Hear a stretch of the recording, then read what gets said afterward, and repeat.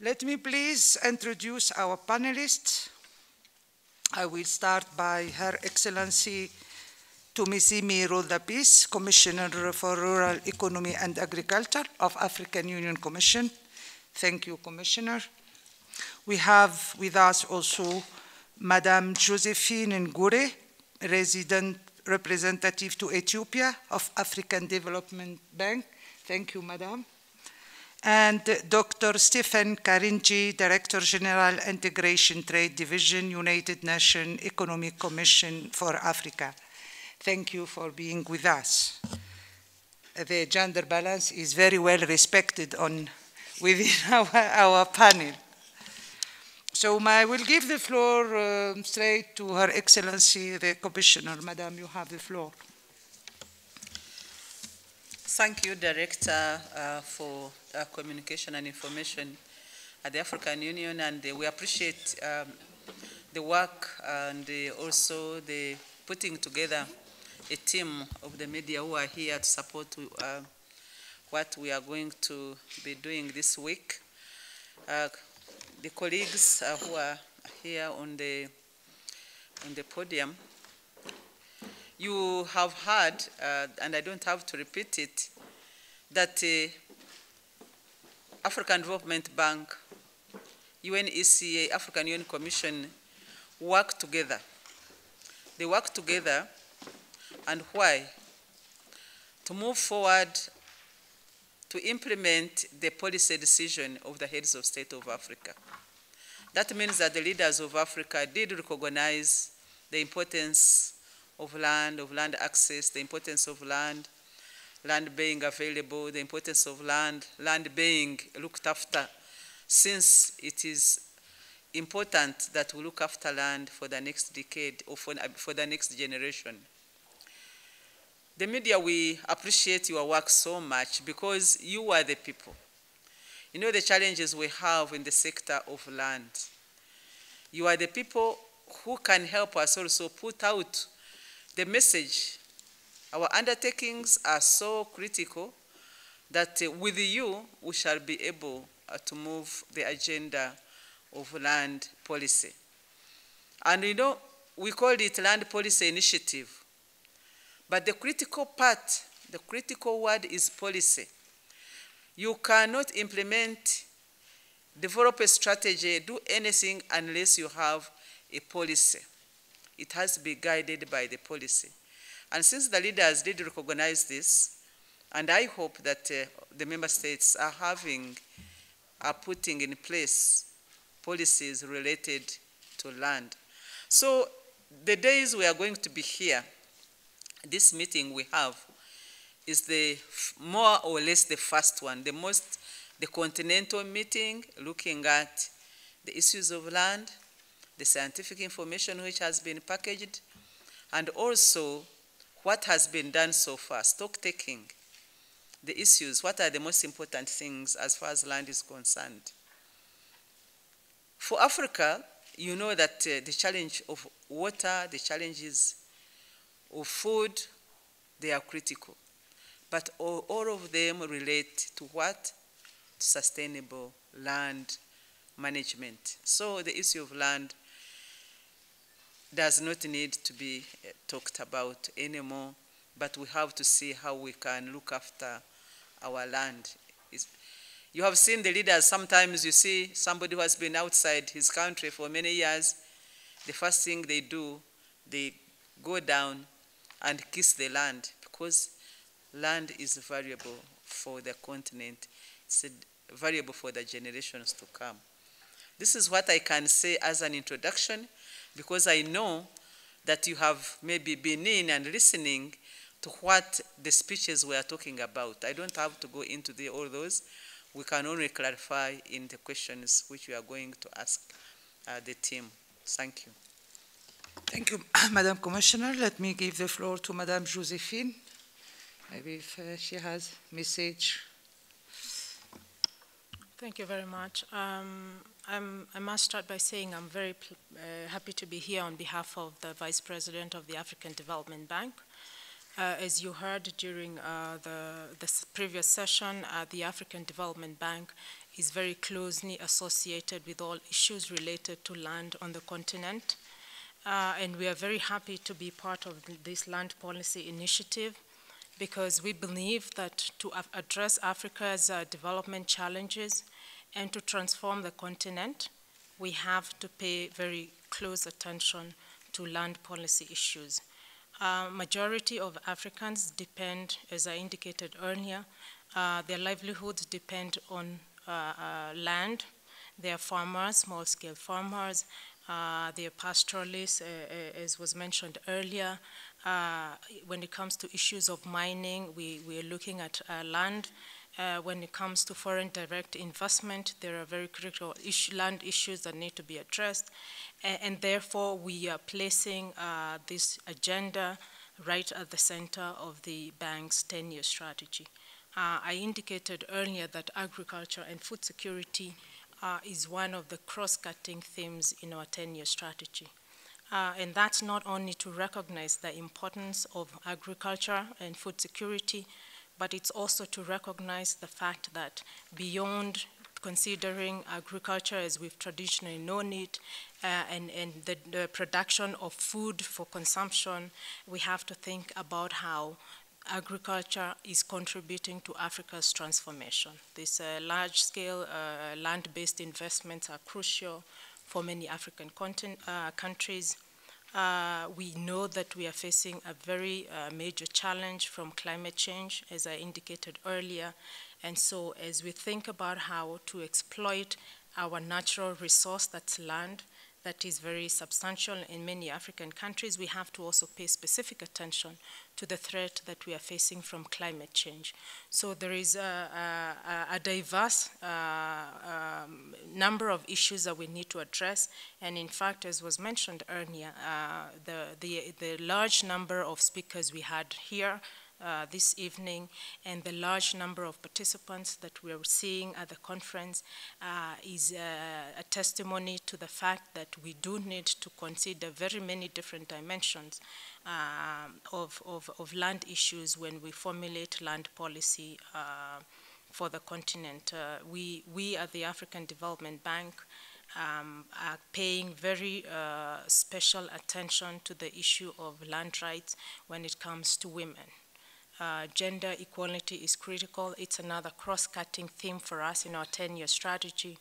And we know that majority of people who are involved in farming, for example, are women.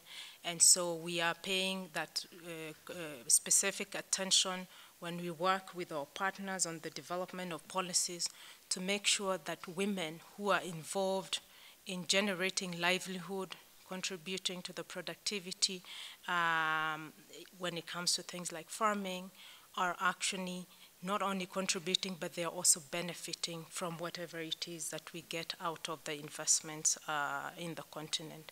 I want to stop there and I thank you. Thank you, Madam. Let me give the floor to Dr. Stephen Karinji, Director General Integration Trade Division, United Nations Economic Commission for Africa. You have the floor, sir. Thank you very much, Madam Director. I think what I would want to, first of all, I'm happy to be here and to be talking to the media about the issues of land. And I think the point I would want to make as my entry point is that you have been following the discussions about the Agenda 2063, the next 50 years of Africa's development and the transformation pathway that the African countries, African member states wanted to take. One of the things that you would see if you look at the Agenda 2063 is that there are very clear continental frameworks that African countries have already put in place. These include, for instance, the African Mining Vision, CADAP, that is a Comprehensive Accelerated Agricultural Development in Africa, the Boosting Intra-African Trade, the Program for Infrastructure Development in Africa, Accelerated Industrialization Development in Africa. And one thing that is constant in all these frameworks is that for you to be able to realize their objectives, land is a very critical ingredient in all of them. In other words, the Agenda 2063, which is a transformational agenda, is unlikely to be realized unless we ensure that we treat land as a strategic resource, and we also make maximum use of its utilization and in an optimal way. So LAD ties all of them together, and I think to the press, I think you should not see the AU agenda on land as separate to the African mining vision, for instance.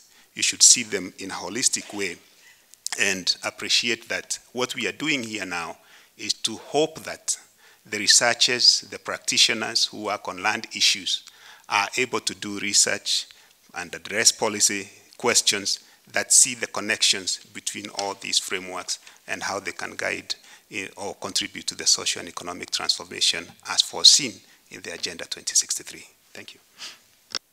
Thank you. So we will open the floor for a short session for question and answer. Colleagues, you have the floor. Please introduce yourself and speak on the micro, please.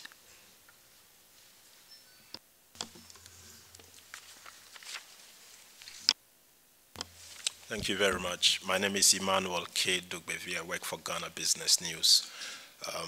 Dr. Karinji, this question goes to you. You just made reference to the Africa Mining Vision. It's been about a year or two since that mining vision was unanimously agreed upon at the Conference of Ministers of Mining. And I want to know from your own experience and dealings with the mining sector and land issues in Africa, what concrete step has been taken and what has been achieved in actualizing some of the most important first steps of the Africa Mining Vision. Thank you. Thank you. One more question, please. Let's go there. Yes. My name is Kennedy for the Pan-African News Agency. My question goes to Dr. Karingi. Number one, the issues of mining and land. We have cases where some mining decisions are being put on hold because new policies are expected to come into play regarding land. That would probably have an effect on the growth of some economies. How do you mitigate those issues as a ECA so that those decisions that are still pending are not left to keep business on hold? Thank you, Kennedy. So, one more question here. Yeah. Oui, bonjour. Je m'appelle Diaïl Haji Ibrahima. Je travaille pour Financial Afrique.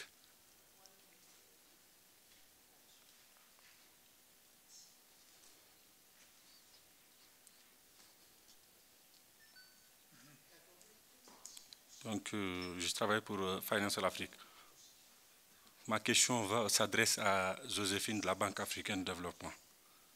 Aujourd'hui, la plupart des villages africains souffrent d'accaparement de terres, parfois par des États et parfois par des investisseurs étrangers.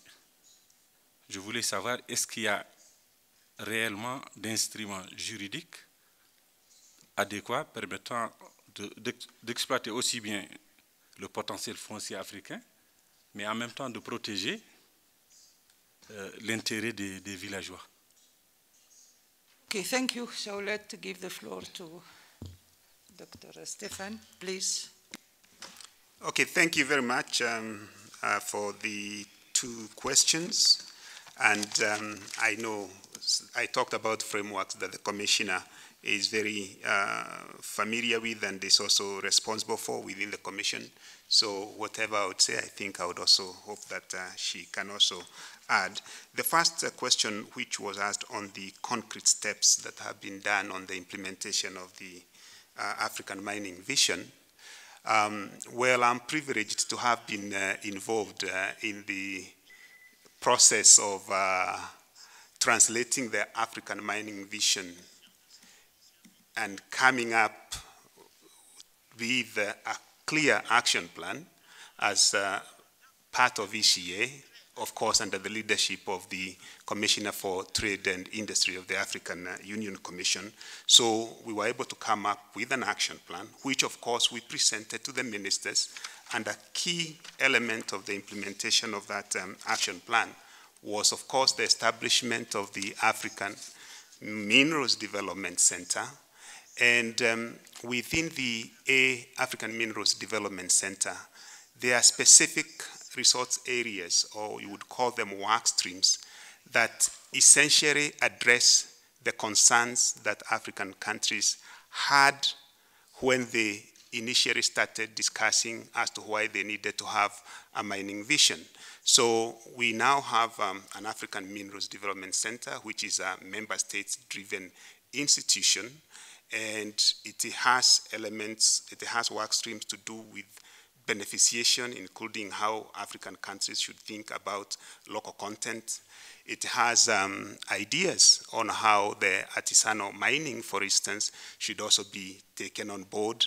It has ideas of how African countries should, in the first place, have a good understanding of the natural resource wealth that they have, so that if they go into having contracts with prospectors or investors, they don't go and do it blindly. So if I was to respond to you concretely, initial steps have already been taken of actualizing the African mining vision through a clear setup of an institutional framework through which member states can actually be able to identify how they will respond to the clear issues that they identified as challenges to minerals development in Africa. So there is a whole objective of the AMV. And on the second question of the mining and land, this is actually a very also good question, because some of us, we have seen from our member states, from our countries, situations whereby important projects, be it on infrastructure or even be it on minerals exploitation, have actually been stopped through court injunctions, because people go to court and say, well, we have an issue to do with the land where this is going to take place. And so I would say that it's wholly a question of land policy. So if you are to address the nexus, the challenges of the nexus between mining and land also land and other infrastructure development, the raison d'etre, or the main reason why we have the land policy initiative, is actually to be able to address concerns like this. So if at the end of the day, African countries are able to come up with good land policies that address concerns that owners of the land or the claimants of the land have, then we would actually be able to unentangle the difficulties that issues of investors or developers of infrastructure have when it comes to implementing their projects. Thank you. Madame Josephine. Thank you very much for that question.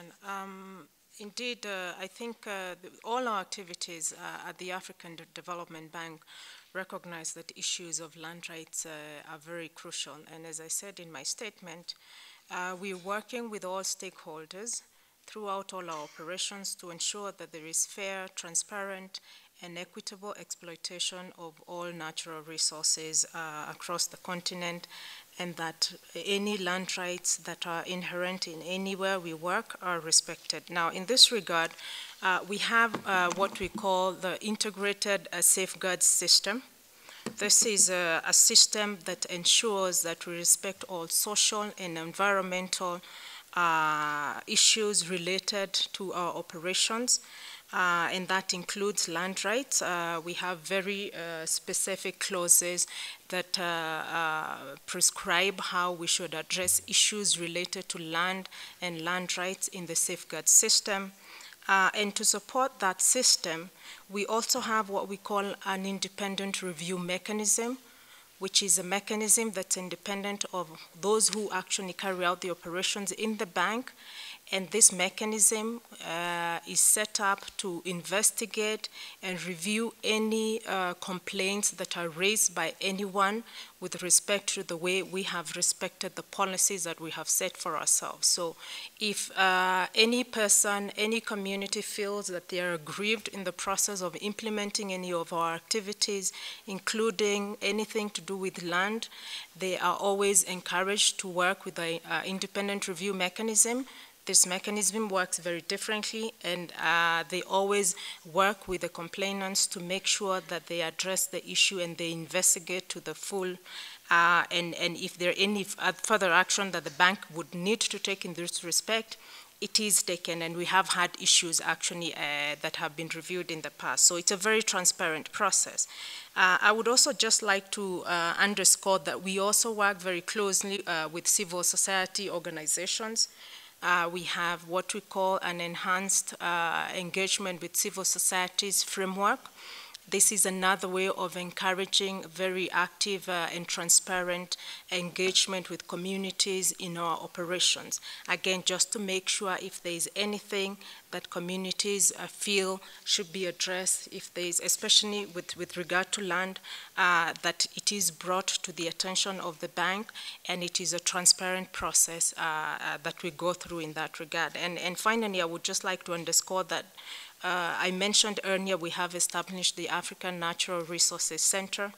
This is another mechanism through which we are going to further tighten the attention we pay to issues related to land. And it's not just, I think it's not just about land being taken away. It's about fair value of land that is used even where there is no complaint about land being taken away.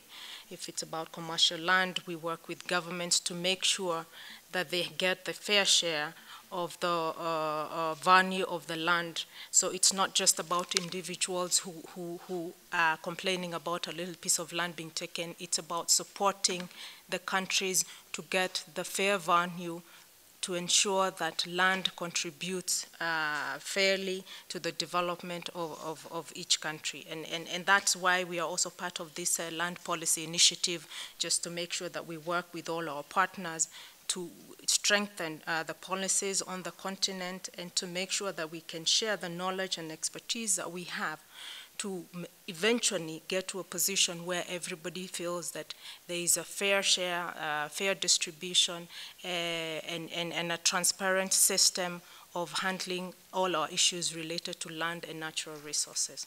I thank you. Thank you. Madam Commissioner, you have something to add, please? Yes, I would like to add something on the legal instruments. For legal instruments, I think there are two levels. One level is that what can be done at the continental level, and another one is what should be done at the country level.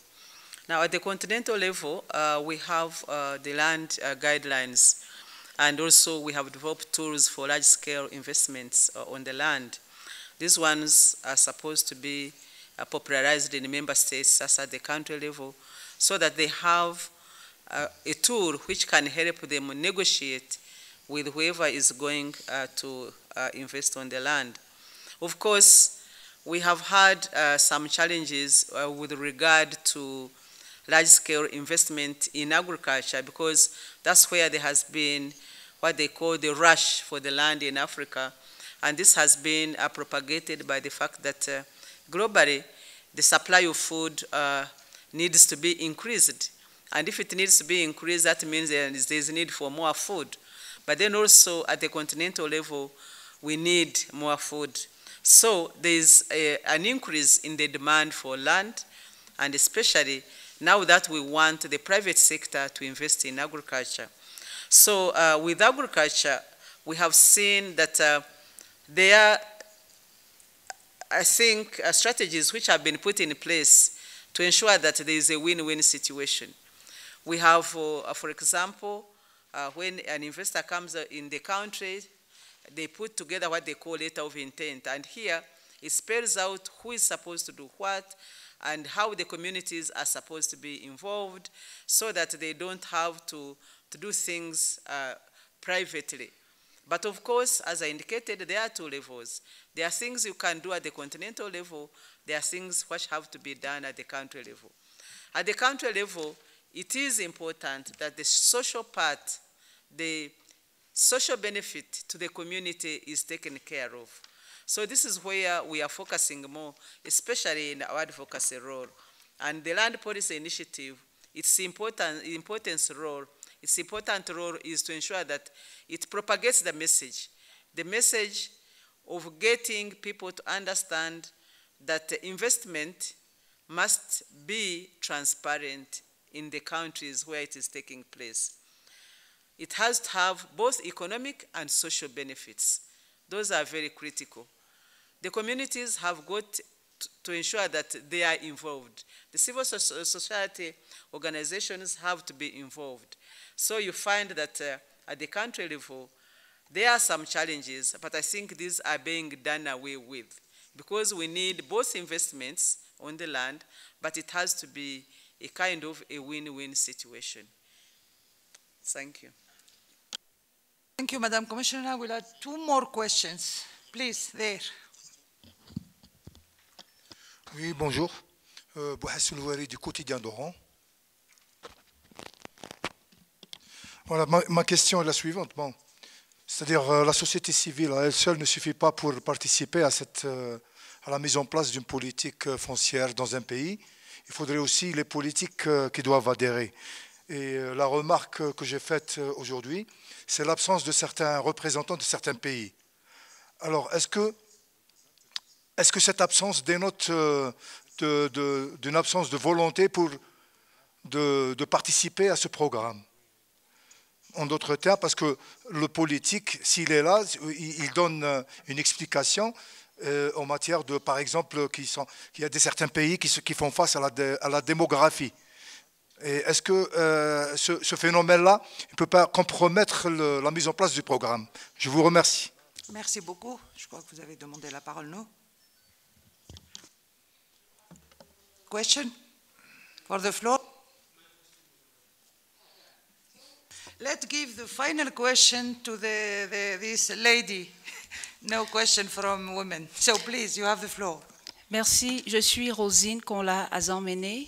Je travaille pour la RTS Cameroun. Alors, ma question porte beaucoup plus sur la responsabilité.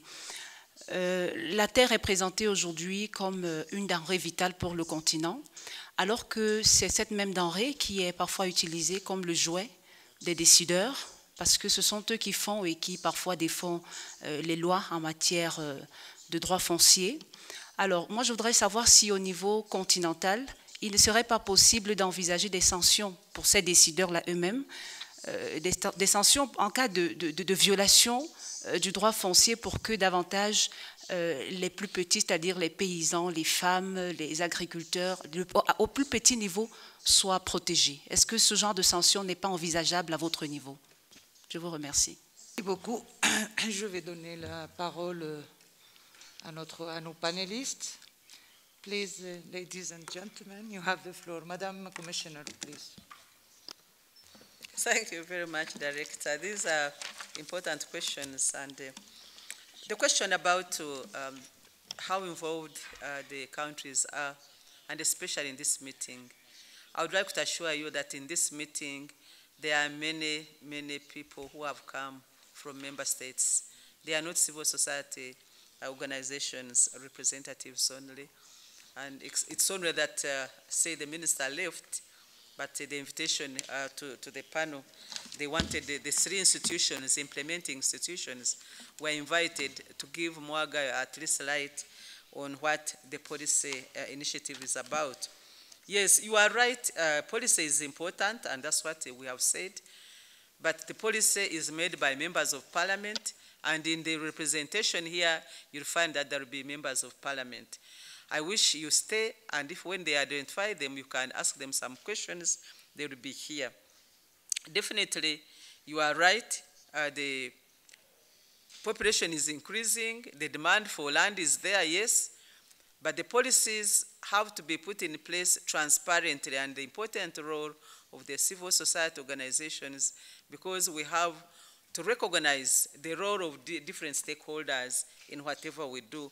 That's why when I was talking, I mentioned about also that civil society organizations, because they help to speak independently, to bring out the voices of the people. So this is why they are stressed. Now, the lady from Cameroon, that land is not being used responsibly. It shouldn't be used as a tool to play around. And what can we do? The AU, African Union leaders, in recognition that it is important, land is important, they had to come up with this platform, which we have now. We are able to tell the people the importance of land. We are able to tell the leaders. The leaders are the ones who did that. They don't work through sanctions. They work through consensus. Things are brought on the table, they are discussed, and they are agreed to. So they don't sanction a country that you are misusing the land. But I think the mechanism they use is transparent because they provide a framework for people to tell the leaders that this is what is happening in this country. So I think that is important. Then we can also follow up. We can try as much as possible to guide. There are many, many processes. The legal frameworks are there. The civil societies, as I indicated earlier on, they are there. But also our role in the AU is to have the tools in place to say, this is what, if you are going into contractual arrangement, this is what you are supposed to be doing. Madam, you have something to add? I think just on the question of the civil society, yes, I agree with you and also agree with the Commissioner. Civil society is not enough. But in fact, I think what we are increasingly saying is civil society needs to be part of the decisions that are being taken. We don't want to be in a situation where civil society waits until the decisions are being taken, the civil society organizations sit back, wait for the decisions to be made, and then come only later either to criticize or to complain about things that they themselves could have contributed towards. So we're now encouraging very extensive consultations. We do that ourselves, partner institutions also do that, and it's the recognition that in the past, the civil society and the civil society organizations haven't really played the rightful role that they should have played. And so we're not advocating a situation where they take over from politicians. We are advocating a partnership where we ensure that when we take decisions, when we formulate policies, they take into account all the different interests to make sure that what we have is something that is really implementable and sustainable and has the buy-in of everyone. Thank you. Thank you. Yeah, please.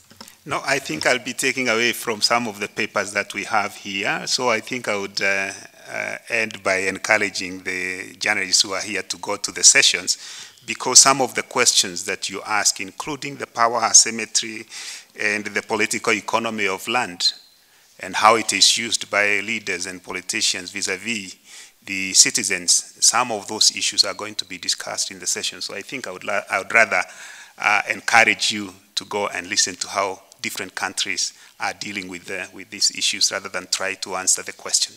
Thanks.